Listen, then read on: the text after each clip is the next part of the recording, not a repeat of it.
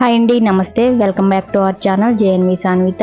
ఈరోజు వీడియోలో పాస్తా రెసిపీని చాలా క్విక్గా ఎలా చేసానో చూసేయండి.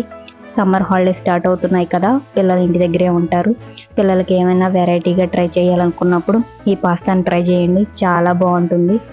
వెజ్జెస్ అన్ని కట్ చేసి పెట్టుకుంటే చాలా క్విక్గా 10 నిమిషాల్లో రెడీ అయిపోతుంది. పాస్తాలు సూపర్ మార్కెట్లో చాలా రకాలుగా ఉంటాయి. వీటిని ఎప్పుడు ఒకే టైప్లో కాకుండా చాలా వెరైటీగా చేయొచ్చు. వైట్ సాస్ పాస్తా అని, masala pasta, cheese pasta, paneer pasta అని చాలా రకాలుగా చేయొచ్చు. వాటన్నిటిని ఛానల్లో పోస్ట్ చేస్తాను. వీడియోలో సింపుల్గా ఈ పాస్తా ఎలా రెడీ చేసానో చూసేయండి. ముందుగా 1 లీటర్ పైగా వాటర్ పెట్టుకుని, వాటర్ బాయిల్ అవ్వడం స్టార్ట్ అవుతున్నప్పుడు ఒక 1/2 tea spoon salt, 2 table spoon oil వేసుకోవాలి. ఇప్పుడు ఒక ఫుల్ కప్ దాకా పాస్తాని తీసుకుని వీటిని ఇలా వాటర్లో ఉడికించుకోవాలి. పాస్తా ఉడకడానికి కాస్త టైం ఎక్కువే పడుతుందండి. 3 నుంచి 4 నిమిషాల దాకా పాస్తా ఉడుకుతుంది.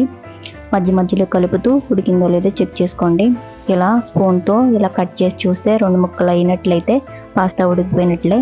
వీటిని డ్రైన్ అవుట్ చేసుకోవాలండి. పాస్తా మొత్తం జాలి గిన్నెలోకి వంపేసుకోవాలి. వెంటనే నార్మల్ వాటర్ కూడా పోసుకొని వీటిని వేరే బౌల్లోకి వేసుకుని పక్కన పెట్టుకోవాలి. ఇప్పుడు స్టవ్ ఆన్ చేసి పాస్తా కోసం గిన్నె పెట్టుకుని 2 టేబుల్ స్పూన్ బటర్ని హీట్ చేసుకోవాలి. బటర్ టేస్ట్ అయితే పాస్తాకి చాలా బాగుంటుంది.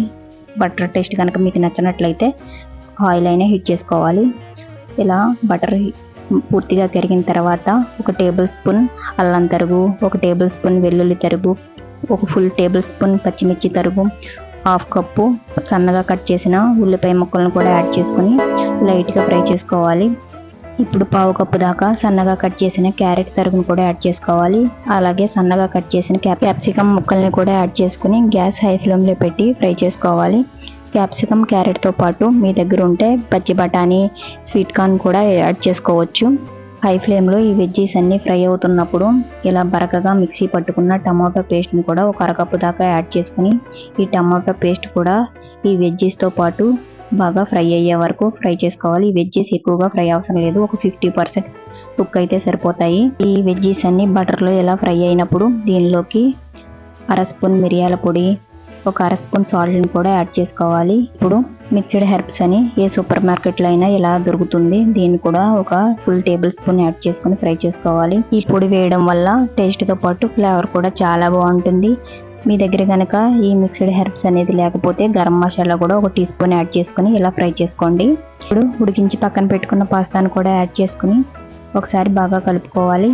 ఇప్పుడు గ్యాస్ లో ఫ్లేమ్లో పెట్టి 1-2 నిమిషాల పాటు బాగా కలిపి ఫ్రై చేసుకోవాలి. బాగా ఫ్రై చేసుకోవడం వల్ల మనం యాడ్ చేసుకున్న స్పైసెస్ అన్నీ పాస్తాకి పట్టి టేస్ట్ చాలా బాగుంటుంది.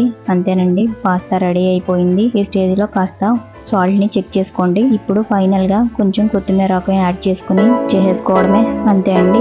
ఈ వీడియో కనుక మీకు నచ్చినట్లయితే చిన్న లైక్ ఇవ్వండి. ఇలాంటి మంచి మంచి రెసిపీస్ కోసం ఛానల్ని సబ్స్క్రైబ్ చేసుకోండి.